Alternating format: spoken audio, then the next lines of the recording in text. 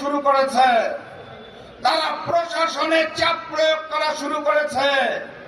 আমি দুঃখের সাথে লক্ষ্য করেছি তারা বাংলাদেশের মিডিয়ার উপরেও চাপ প্রয়োগ করা শুরু করেছে, তারা সাংবাদিকদের উপরেও চাপ প্রয়োগ করছে।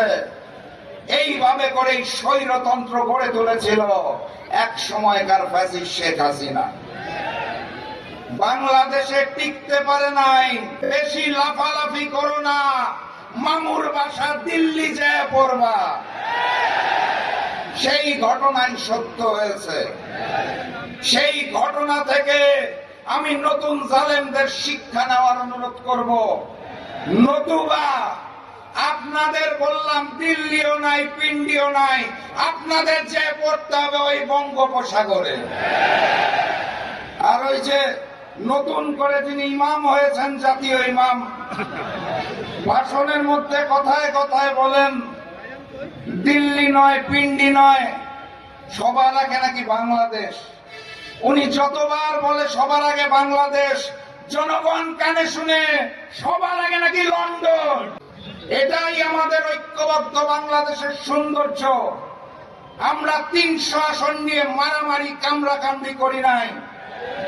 আমাকে যখন আমিরে জামাত ডাক্তার শফিকুর রহমান তার ঘরে ডেকে বলেছিল এই হচ্ছে সার্বিক অবস্থা, আমি সেদিন ওনার চোখে চোখ রেখে বলছিলাম রাশেদ প্রধানের পঞ্চগড় 2-এ দাঁড়িয়ে একটি আসন পাওয়ার চেয়ে অনেক বেশি গুরুত্বপূর্ণ আমাদের ঐক্যবদ্ধ বাংলাদেশের 151 আসন ছিনিয়ে আনা। আমার আসনের প্রয়োজন নাই। সুফি ভাই 1 বছরের উপর কাজ করছে, আমি সুফি ভাইয়ের সাথে যে ভোট করব, আমি সার্জিসের সাথে ভোট করব। ঐক্যবদ্ধ বাংলাদেশের যিনি দাঁড়িয়েছেন, যেই প্রতীকে দাঁড়িয়েছেন, সেটাই 12 তারিখ পর্যন্ত আমার দল।